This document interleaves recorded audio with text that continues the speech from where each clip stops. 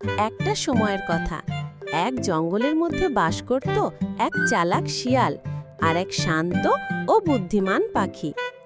শিয়ালটি ছিল খুবই চালাক, সে সব সময় অন্যদের ঠকাতে চাইতো। আর পাখিটি ছিল সবার প্রিয়, সে বুদ্ধি আর সাহস দিয়ে অনেককেই সাহায্য করত। শিয়াল পাখির বাসার নিচে এসে তাকায়। এই পাখিটার বাসায় অনেক ফল আছে, যদি আমি ওর বন্ধু সেজে কিছু ফল নিয়ে আসতে পারি। শিয়াল মিষ্টি হেসে পাখির সাথে কথা বলে, তুমি কি সত্যি আমার বন্ধু হতে চাও? তাহলে একটা পরীক্ষায় তোমায় পাশ করতে হবে।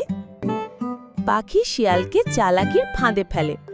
পাখিটি এক চালাক ফাঁদ বানায়, শিয়াল সেই ফাঁদে পড়ে আর তখন তার মুখ পুরো কলা দিয়ে ভরে যায়। শিয়াল লজ্জা পেয়ে দৌড়ে পালিয়ে যায়। এইভাবেই পাখিটি তার বুদ্ধি দিয়ে শিয়ালের চালাকি ধরে ফেলে, আর শিয়াল বুঝে যায় চালাকি করে কখনো কারো ভালো হয় না।